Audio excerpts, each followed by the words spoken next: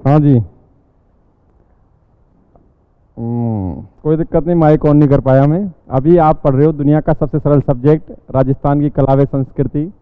और इस सब्जेक्ट के अंतर्गत जो टॉपिक विगत क्लासों में स्टार्ट कर दिया गया था, राजस्थान की प्रमुख लोक देवियाँ, उसके अंतर्गत आप विगत क्लास में पढ़ चुके थे क्या? करणी माता। और करणी माता के संदर्भ में जो जानकारी शेयर की उसको ही थोड़ा सा मैं रिवाइज करा रहा हूँ। उसके बाद नेक्स्ट हम पढ़ेंगे ही पढ़ेंगे। थोड़ा ध्यान लगा पूरा। हाँ जी। करणी माता का जन्म हुआ कहाँ पर? इनके पिता का नाम, माता का नाम, नेक्स्ट इनके बचपन का नाम क्या था? रिद्धिबाई या रिद्धुबाई। और नेक्स्ट इन्हें अन्य नामों से भी जाना गया। इन्हें चूहों की देवी कहा गया। चारण जाति की कुल देवी मानी जाती हैं। बीकानेर के राठौड़ों की आराध्य देवी इन्हें बताया जाता है। उसके अलावा मैंने ये भी बताया था कि इनका जो मंदिर है वो मठनुमा आकृति का बौद्ध शैली में निर्मित है। मंदिर कहाँ स्थित है? चर्चित मंदिर देशनोक बीकानेर में स्थित है। इनके मंदिर में बड़ी संख्या में चूहे पाए जाते हैं। और यहाँ पर पाए जाने वाले सफ़ेद चूहे क्या कहलाते हैं?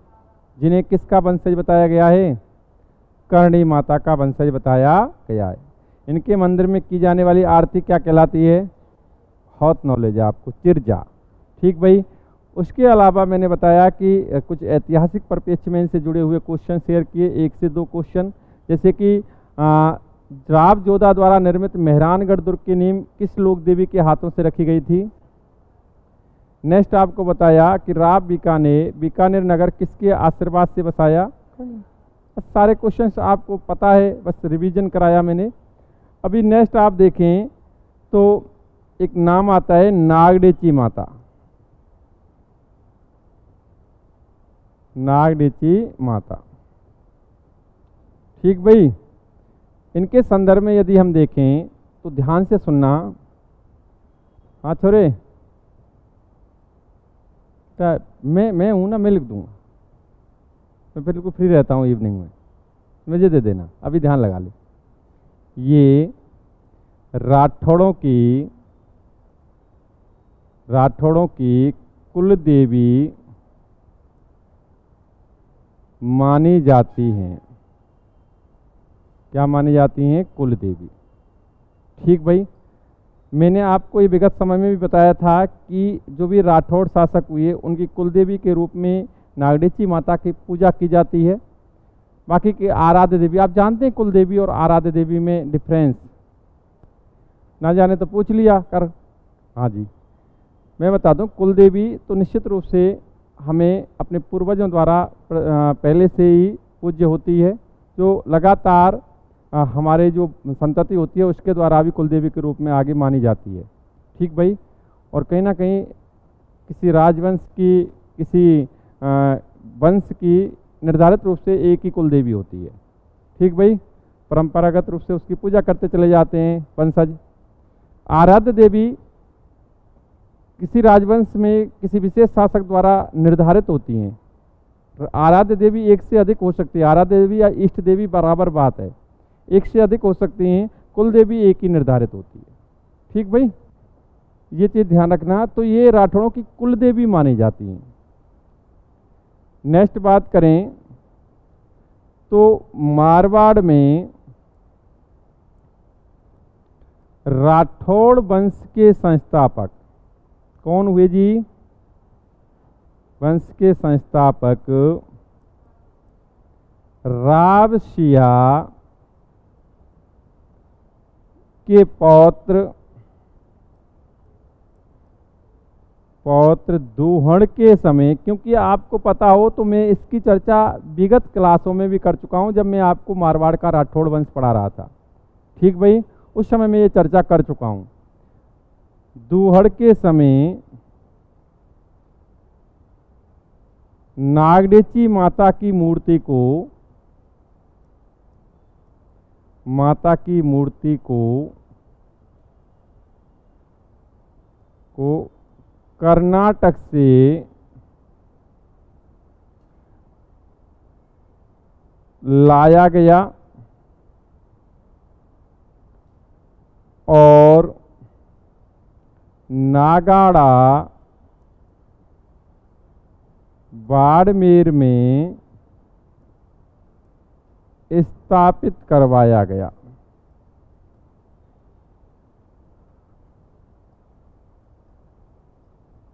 देखो कितना सरल है, बहुत ही सरल पॉइंट है।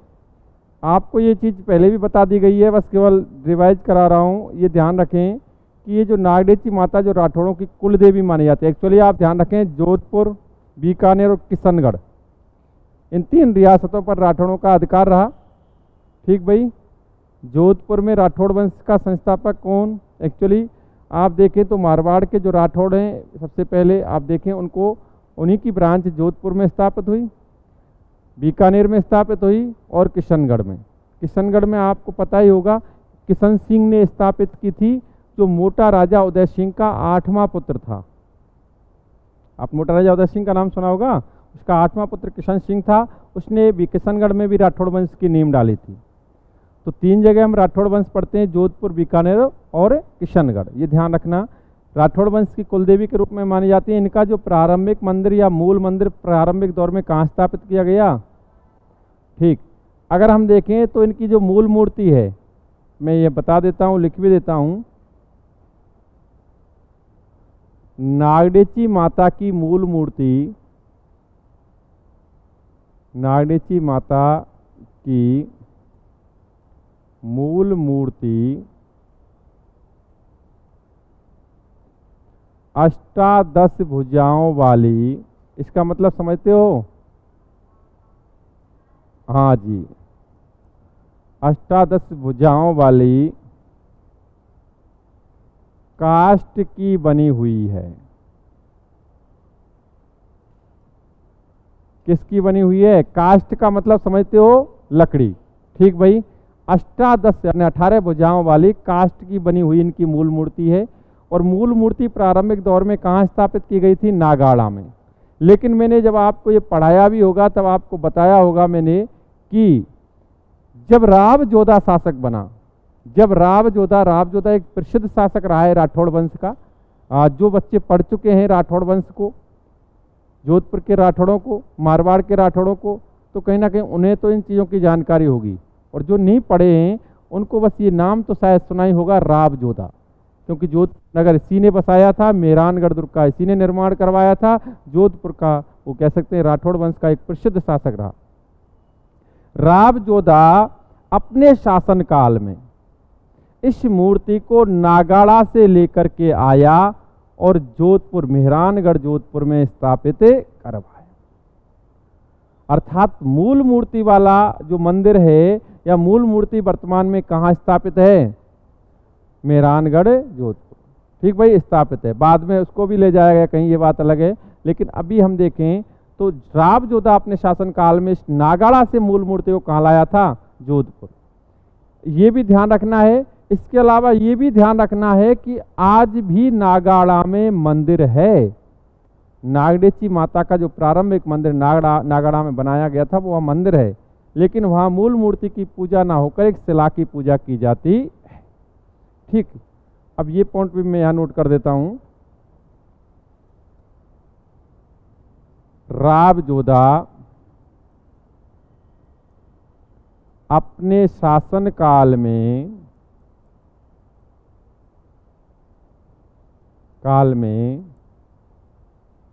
नागाड़ा से नागदेची माता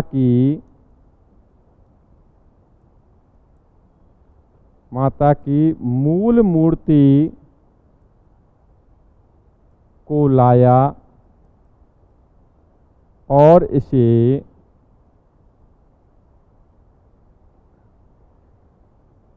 मेहरानगढ़ जोधपुर में स्थापित करवाया।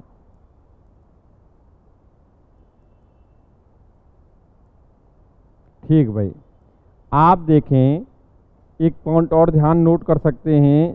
जोधपुर, बीकानेर और किशनगढ़ के राठौड़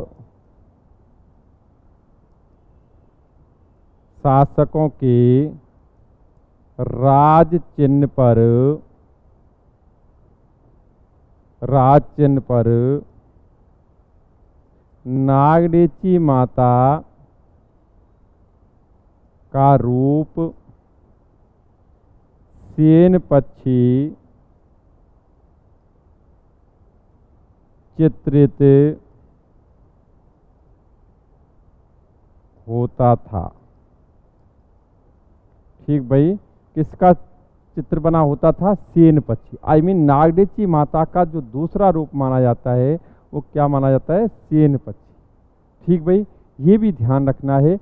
नागडेची माता का दूसरा रूप सेन पक्षी, जो एक्चुअली राठौड़ जो शासक हुए, राठौड़ वंश हुआ, उस वंश का जो राज चिन्ह था, चाहे वो जोधपुर के हों, चाहे बीकानेर के हों, चाहे किशनगढ़ के हों, उनके राज चिन्ह पर ये पक्षी का चित्र अंकित होता था, चित्रित होता था। ठीक भाई, सेन पक्षी वो शायद मेरे साथ बाज होता है, बाज टाइप होता है, इस प्रकार का होता है। ठीक भाई, सेन पक्षी का चित्र अंकित होता था। ये बात विशेष ध्यान रखनी है। एक्चुअली आपने इससे पूर्व करणी माता पढ़ा। करणी माता कहीं ना कहीं आप देते बीकानेर के राठौड़ों के संदर्भ में मैंने इसकी करणी माता की चर्चा की थी, इसी कारण मैंने यहाँ इसका भी उल्लेख कर दिया इसी दौरान। नागडेची माता के संदर्भ में अगर महत्वपूर्ण रूप से देखें तो बस 2 या 3 क्वेश्चन आपको विशेष ध्यान रखने हैं। नागडेची माता राठौड़ों की कुलदेवी मानी जाती हैं। नागडेची माता का मूल मंदिर प्रारंभिक दौर में कहाँ स्थापित करवाया गया? नागाड़ा में। किसके द्वारा? दोहड़ के समय। किसके समय? दोहड़ के समय। नेक्स्ट बात की जाए तो आपको इसमें बताया कि नागडेची की अभी क्वेश्चन बनता है, किस लोक देवी की मूर्ति अष्टादश भुजाओं वाली मूर्ति काष्ठ की बनी होती है? तो आंसर सीधा सीधा सा नागडेची माता। ठीक भाई, नागडेची माता का दूसरा रूप कौन सा पक्षी माना जाता है? जो कि राठौड़ शासकों के राज चिन्ह पर भी अंकित होता। ठीक भाई, ये बहुत ही सरल है, आसानी से याद रह सकता है। नेक्स्ट हम बात करते हैं तो एक नाम सुना होगा आपने, जमवाय माता। देखो, मैंने विगत क्लासों में भी एक बात कही थी कि कहीं ना कहीं इतिहास व कला संस्कृति एक दूसरे की पूरक हैं। अगर आपने इतिहास अच्छी तरह पढ़ा है तो संस्कृति के तहत, कला व संस्कृति के तहत जो कुछ जानकारी होगी उससे रिलेटेड होगी और समझने में आसानी रहेगी। ठीक भाई, कहीं ना कहीं यही संस्कृति के साथ होता है, तो कहीं ना कहीं एक दूसरे के पूरक सब्जेक्ट हैं। तो आपने जब इतिहास अच्छी तरह पढ़ा है तो देखो, आपने नागडेची माता की भी जानकारी उस समय पढ़ी होगी, तो यहाँ केवल उसका रिवीजन हुआ है, वही जानकारी मैंने उस समय भी शेयर की होगी। अगर हम यहाँ जमवाय माता की बात करें तो इसकी भी जानकारी मेरे द्वारा शेयर कर ली गई है, लेकिन फिर भी मैं इसको चर्चा कर देता हूँ। कुछ स्टूडेंट जिन्होंने इतिहास नहीं पढ़ा है वो नहीं पता होगा उनके। जमवाय माता, तो ध्यान से सुनना, ये कछवाहा वंश की कुलदेवी मानी जाती हैं। कछवाहा वंश की कुलदेवी कौन? जमवाय माता। ठीक भाई, मैंने कहा आराध्य देवी अलग से होते हैं, आराध्य इष्ट देवी और एक से अधिक हो सकती हैं। ठीक भाई, अब जैसे नॉर्मली मैं बता दूं, जैसे आप उनकी बात करें तो हमारा कुल देवता हमारे पूर्वजों के द्वारा निर्धारित है, उसकी हम पूजा करते आ रहे हैं, कुल देवी पूर्वजों द्वारा निर्धारित है। ठीक है, जैसे कोई केला देवी है, किसी की कोई और है, तो परंपरागत रूप से हम जाते हैं, वही आगे हमारी संतति बहन करेगी। लेकिन आराध्य इष्ट देवी का ऐसा इशू है कि मेरी अगर किसी में श्रद्धा व्यक्त हो गई, ठीक भाई, तो जैसे नॉर्मली एक एग्जाम्पल देता हूँ, मैं जब शायद फर्स्ट ईयर में था तो मैंने एक मोबाइल ख़रीदा था। फर्स्ट ईयर के बाद की बात है या फर्स्ट ईयर की उस समय की बात है, प्रारंभिक दौर में, तो एक मोबाइल चला था लूमिया, नोकिया लूमिया। हाँ, बड़ा अच्छा मोबाइल आया था, मैंने ख़रीदा जी फर्स्ट टाइम। अब वो पता ना हो ऐसा कैसे करे, लेकिन था। तो उस समय में क्या है कि मैंने यहाँ से ख़रीदा मार्केट से और मैं लेके आ रहा था। अब उसमें क्या है, कुछ सिम का सिस्टम अलग होता था, तो वो सिम सही ढंग से नहीं लग पाई। अब मैं वहाँ से तो चल दिया, रास्ते में देखा सिम मेरी ऑन नहीं हुई, तो रास्ते में गणेश जी का मंदिर पड़ता है, अपने आते हैं, तो यहाँ से आ रहा था, तो मैंने कहा ये भगवान गणेश मेरी सिम को चला दे, क्योंकि नई नई चीज़ मिलती है तो बड़े शौक होते हैं, और हम तो साधारण आदमी जी, हमारे लिए तो हर चीज़ एक शौक है। ठीक है, तो बता दें जी, उसी समय क्या हुआ, मैंने थोड़ा बहुत उसको इधर उधर किया और वो सिम चल गई। तब से मेरी गणेश भगवान में श्रद्धा व्याप्त हो गई, तब से मेरे लिए आराध्य हो गए। अब मेरा जो भी काम होता है सबसे पहले अरे गणेश भगवान ये कर दो। तो ये आराध्य देव या आराध्य देवी का सिस्टम ये होता है कि हमारी यदि श्रद्धा व्याप्त हो जाती है तो वो हमारे लिए आराध्य हो जाता है। अब हो सकता है मेरे बच्चे के लिए या उससे आगे के लिए और कोई आराध्य हो सकता है, ठीक, ये भी तो हो सकता है, या मेरे लिए वो रहे उनके लिए और हो जाए, तो ये हमारी ही संतति में, हमारी ही इस पीढ़ी में आप 2 या 2 से अधिक आराध्य देव हो सकते हैं या देवी हो सकती हैं। कुल देवी मानी जाती हैं। इनका मंदिर कहाँ है? मंदिर है जमवा रामगढ़, ठीक भाई। अच्छा, इस मंदिर का निर्माण किसने करवाया? ये मैं आपसे पहले ही चर्चा कर चुका हूं। निर्माता कौन? दुलहराय। बस मैं केवल इसलिए करता हूं कि अभी कुलदेवी फिर आराध्य देवी, कुलदेवी आराध्य देवी इस ढांचे के तहत पढ़ा रहा हूं, तो इसलिए इनका नाम आ गया। दुलहराय का ही दूसरा नाम क्या था? मैंने आपको जब इसको पढ़ाया, वो बहुत ही सरल है, कुछ नहीं है जी, बहुत ही सरल है। मैंने जब इतिहास के तहत जब अध्यापन कराया था तो तब मैंने बताया था कि भाई कछवा वंश का राजस्थान में राजपूताने में संस्थापक माना जाता है दुलहराय, जिसकी प्राचीनता से रिलेटेड बात मैंने बताई थी। भाई कछवा कौन थे, उस संदर्भ में मैंने 2 से 3 पॉइंट बताए थे। कोई बात नहीं, उनको हम चर्चा अब ना करके हम सीधी बात करते हैं कि भाई ये जो आया था दुलहराय, आपकी जो सुजस किताब में लिखा हुआ है कि भाई आया था कहाँ? लालसोट यात्रा के लिए। उस दौरान चौहान शासक रालभ सिंह ने अपनी पुत्री सुजान कंवर का विवाह निश्चय कर दिया और इसे दौसा दहेज में प्राप्त हुआ, ऐसा कुछ संदर्भ मिलता है। तो इस बंदे ने, दुलहराय ने, अपनी प्रारंभिक राजधानी क्या बनाई? दौसा, बताया था मैंने। और सरल है जी, आप भी इसको रिवाइज करेंगे बस मजे आ गए। हम देखें तो उसके बाद इसने ढूंढाड़ पर अधिकार किया। ढूंढाड़ एक भौगोलिक इकाई, आप सबको पता होगा, अधिकार किया। और ढूंढाड़ के अंतर्गत ही, आपको पता हो, इस ढूंढाड़ के अंतर्गत ही एक गांव था माची। कौन सा गांव था? माची। जैसा कि लोक कथा इनसे जुड़ी हुई है, उस संदर्भ में बता रहा हूं। माची गांव पहाड़ी पर स्थित था। किस पर स्थित था? पहाड़ी पर। जिस माची गांव पर मीणाओं का अधिकार था। अब चूंकि पूरे ढूंढाड़ पर अधिकार कर लिया इस बंदे ने, माची रह गया। हाँ जी, माची रह गया, तो बताया जाता है कि इस माची पर भी अधिकार करने का प्रयास किया इसने, इसको भी जीतना था।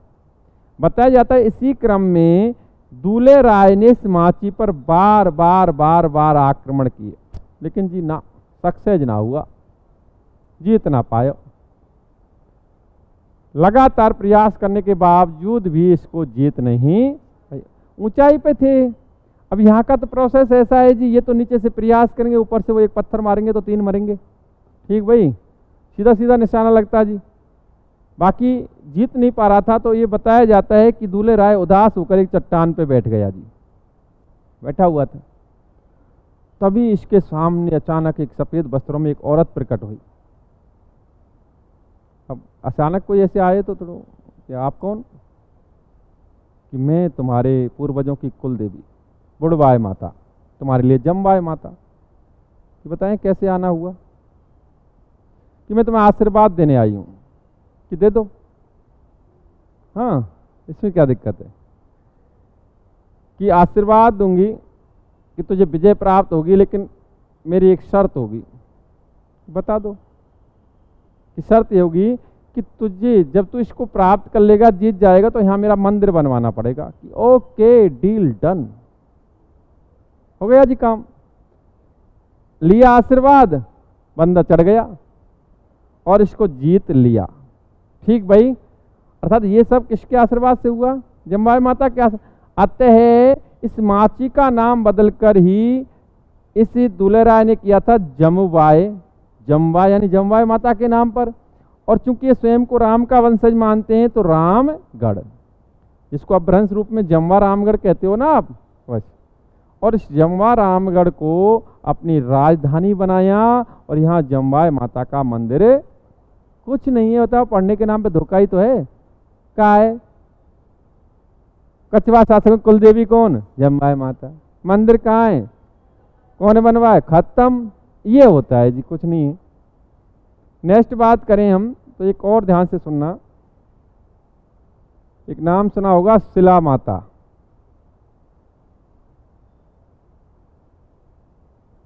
शिला माता नाम सुना है क्या? सुना है? चलो अच्छी बात। शिला माता की बात करें तो देखो इनसे रिलेटेड बहुत ही सरल क्वेश्चन। ये कछवाहा शासकों की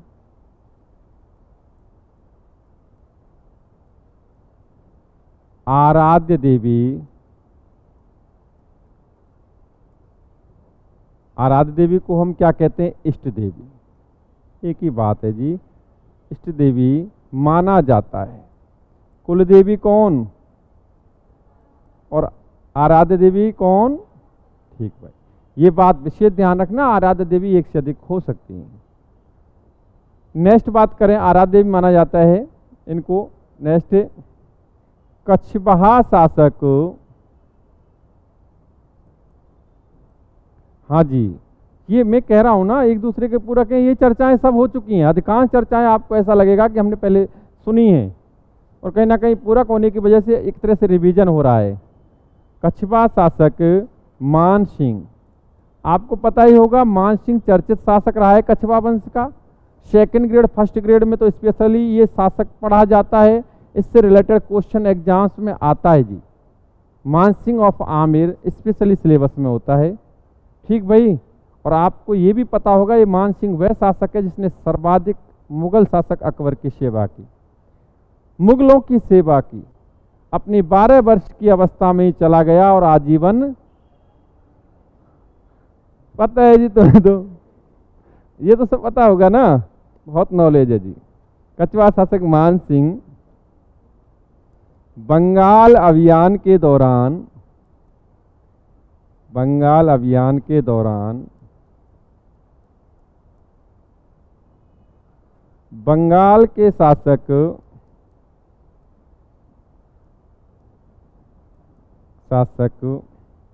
केदार के पास से शिला माता की मूर्ति लाया।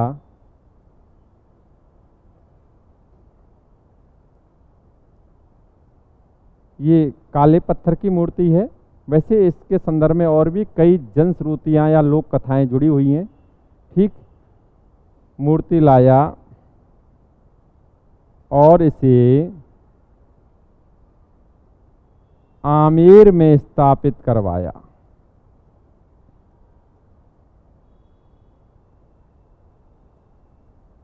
आमेर में स्थापित करवाया। ठीक भाई, ये ध्यान रखना। वैसे तो एक भ्रांति ये भी थी कि जिस रियासत के अंतर्गत ये मूर्ति स्थापित रहती थी उस रियासत पर कोई शत्रु शासक विजय नहीं प्राप्त कर सकता था, ऐसी मान्यता भी थी। कुछ किताबों में ये भी लिखा होता है कि ये वो पत्थर था जिस पर भगवान जो कृष्ण हुए,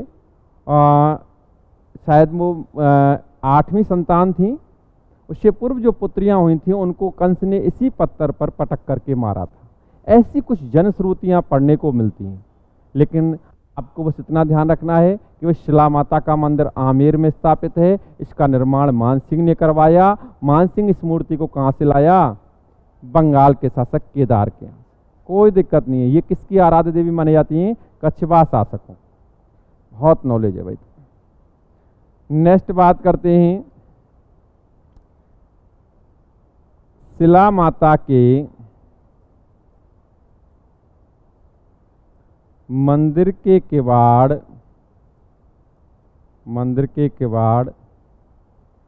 चांदी के बने हुए हैं।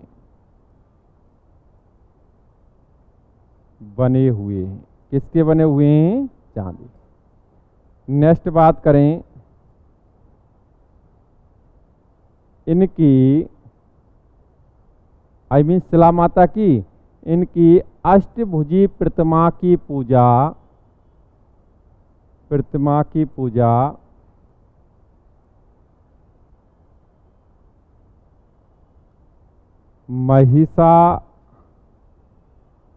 महिषासुरमर्दिनी के रूप में की जाती है। ठीक भाई, के रूप में की जाती है।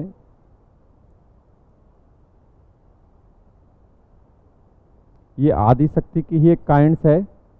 महिषासुरमर्दिनी के रूप में इनकी पूजा की, अष्टभुजी प्रतिमा है इनकी। नेक्स्ट बात करें तो इनके मंदिर में प्रसाद स्वरूप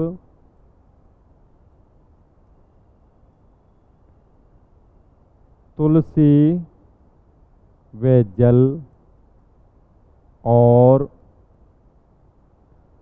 मदरा चढ़ाई जाती है। चढ़ाई जाती है, ये चढ़ाई भी जाती है और ये प्रसाद स्वरूप प्राप्त भी होता है। ये जिसे कच्चा, जिसे क्रमशः कच्चा व पक्का प्रसाद कहा जाता है। कहा जाता है। ठीक भाई, अब इसको संदर्भ को समझ लो आप, उसके बाद देखना। कुछ ज़्यादा बड़ा मैंने डाटा तो नहीं दिया यहाँ, बस इतना दिया जी। ये शिला माता जो है ये कछवा शासकों की आराध्य देवी मानी जाती है। मान सिंह लेके आया, मान सिंह ने आमेर में मंदिर बनवाया। मंदिर के किवाड़ चांदी के बने हुए हैं। इनकी पूजा अष्टभुजी प्रतिमा जो है इनकी, उसकी महिषासुरमर्दिनी के रूप में पूजी जाती हैं। नेक्स्ट बात करें तो आपको बताया कि इनके मंदिर पर पहले बलि प्रथा भी थी, लेकिन अभी प्रतिबंधित है तो कोई सेंस नहीं है। तो यहाँ हम देखें तो इनके मंदिर पर एक किताब में तो ये भी लिखा हुआ है 2.5 प्याला शराब इन पे भी चढ़ाई जाती है। ठीक, कोई दिक्कत नहीं है, हम इतने से काम चला लेंगे कि तुलसी व जल और मदरा, मदरा जानते होंगे सब, तुम तो बहुत ज्ञानी आदमी हो। हाँ जी, हाँ वो तो चढ़ाई जाती है। और इसे कच्चा प्रसाद कहा जाता है। तुलसी व जल को क्या कहा जाता है? और पक्का प्रसाद। ठीक, वैसे तो मैं आपको बता दूं, मैंने करणी माता के जो संदर्भ में कल जानकारी शेयर की थी विगत क्लास में, करणी माता पे मैं स्वयं गया हूं। करणी माता पे भी मदरा चढ़ाई जाती है। ठीक है, हाँ जी, जैसे कि हमारा सारा स्टाफ गया था इंस्टीट्यूट, उस समय अधिगम इंस्टीट्यूट के अंतर्गत पढ़ा रहा था मैं, तो वहाँ इंस्टीट्यूट में एक सेमिनार में इन्वॉल्व हुए थे हम सब लोग, तो सारे गए थे। तो हमारी तरफ से भी स्टाफ की तरफ से बोतल भेंट दी गई थी, तो जो वहाँ थे उन्होंने वो बोतल में से चढ़ाया। अब ऐसा भी है कि फिर दिया भी जाता है। ठीक है, वहाँ भी इसी प्रकार सिस्टम है, प्रसाद में मदरा भी दी जाती है। वो तो साहब आपके ऊपर डिपेंड करता है। नहीं, इसकी ये तो चर्चा का विषय है ही नहीं, हम तो ये कह रहे हैं कि चढ़ाई जाती है। ठीक, अब देखो ये तो मान्यताएं हैं, इसमें तो हम कह नहीं सकते कि क्या चढ़ाया जाएगा क्या नहीं, ये तो सब देवियों का मैटर है। हम बात करें तो ये क्लियर हो गया जी, मंदिर पर जो कच्चा और पक्का प्रसाद, यानी पक्का प्रसाद मदरा और कच्चा प्रसाद तुलसी व जल। बहुत अच्छी बात। नेक्स्ट बात करते हैं हम शीतला माता। नाम तो सुना होगा, बहुत नॉलेज है। हाँ बिल्कुल, वो तो तुझे ध्यान आएगा भाई। शीतला माता का मंदिर कहाँ है? शील की डोंगरी,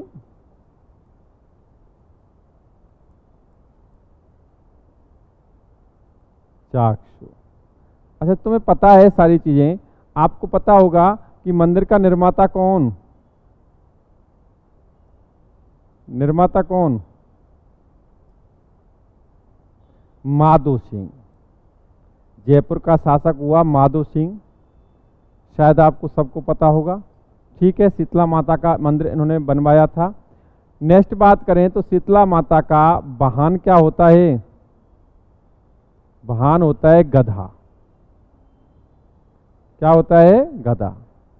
ठीक भाई, इनका पुजारी होता है, पुजारी किस जाति का होता है? कुम्हार जाति का। नेक्स्ट बात करें तो इन्हें और भी नामों से जाना जाता है। आई मीन शीतला माता को और भी कई नामों से जाना जाता है।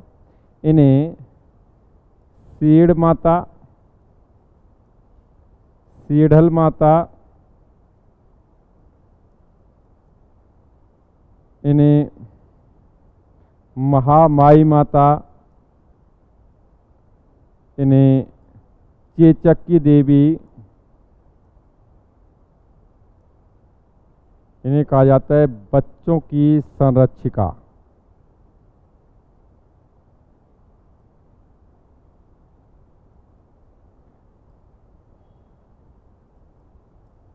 आदि नाम सेठ माता। सेठ माता आप जानते हैं, आपके भी। अच्छा, मैं आपसे एक प्रैक्टिकली क्वेश्चन पूछता हूँ, प्रैक्टिकली क्वेश्चन। सेठ माता अधिकांशतः गांव में होती है, ठीक भाई। मंदिर एक्चुअली यहाँ तो सेठ माता का मंदिर बड़ा प्रसिद्ध मंदिर है, सील की डूंगरी में तो शीतला माता का, सेठ माता ही शीतला माता होती हैं। आप मुझे मत बताएं कि सेठ माता की जो पूजा की जाती है, मूर्ति स्वरूप वहां पर क्या रखा होता है?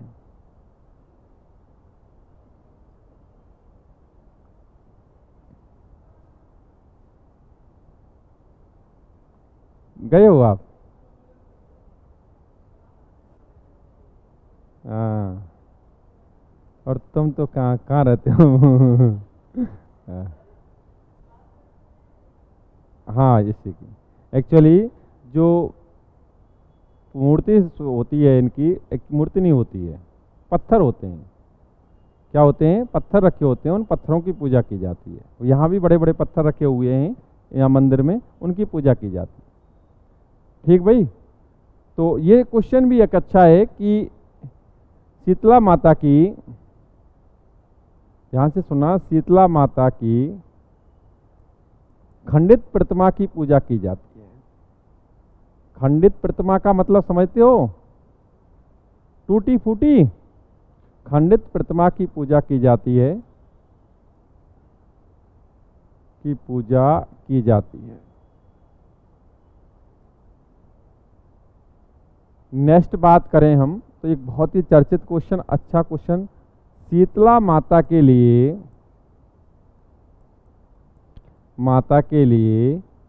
चैत्र कृष्ण अष्टमी को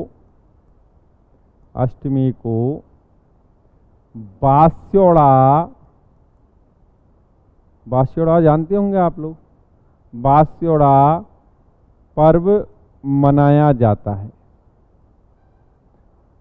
इसमें आप जानते हैं कि बास्योड़ा पर्व के तहत बासा भोजन किया जाता है, ठीक भाई, सबको पता होगा, ठीक। और एक चलो मैं आपसे एक क्वेश्चन पूछता हूँ, दुनिया का सबसे सरल क्वेश्चन।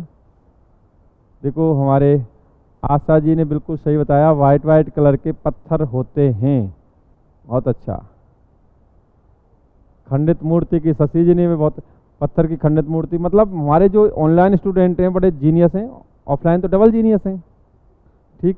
ऑनलाइन वाले भी बहुत जीनियस हैं, सबके आंसर्स बिल्कुल करेक्ट, और कहीं ना कहीं एकाग्रता के साथ ये भी बहुत अच्छी तरह से समझ रहे हैं चीज़ों को। और मैं इनको भी विश्वास दिला रहा हूँ कि काफ़ी बड़ी संख्या में टॉपिक्स होते हैं। बाकी मैं आपको पहले ही कह चुका हूँ, मैं सेकंड ग्रेड फर्स्ट ग्रेड के टॉपिक्स को लेके चल रहा हूँ, लेकिन ऑल कॉम्पिटिशन्स को बिलोंग करते हैं ये सारे टॉपिक, ठीक। तो कहीं ना कहीं सारे कॉम्पिटिशन्स के लिए फ़ायदेमंद है। प्रारंभिक दौर में आप वो फर्स्ट ग्रेड सेकंड ग्रेड के टॉपिक्स क्लियर कर लोगे, उसके बाद लगातार कंटिन्यू शेष टॉपिक और एग्जाम्स के लिए भी इसमें ऐड कर दिए जाएंगे। कंप्लीट क्लास संस्कृति पढ़ेंगे। लेकिन यहाँ आप देखें तो मैं आपसे क्वेश्चन पूछ रहा हूँ, जैसे चैत्र कृष्ण अष्टमी आई तो मेरे जहन में एक क्वेश्चन आया कि एक चर्चित त्योहार भी इस दिन और मनाया जाता है, और वो बिल्कुल सही आंसर आप लोगों का, आप तो वास्तव में आइंस्टीन हो गए, घुड़ला त्योहार। अभी क्वेश्चन नेक्स्ट, घुड़ला त्योहार से संबंधित शासक कौन था? राव शातल, बहुत नॉलेज है तुम्हें, ठीक भाई। तो बास्योड़ा पर्व किसके लिए मनाया जाता है? शीतला माता के लिए। कब मनाया जाता है? चैत्र कृष्ण अष्टमी को। तो अभी आप ये सारी चीज़ें नोट करेंगे आराम से, और उसके बाद हम आगे की पढ़ाई करेंगे। अभी करेंगे क्योंकि आप शीघ्रता से नोट कर लेंगे इन्हें, मुझे पता है, ठीक भाई। अभी और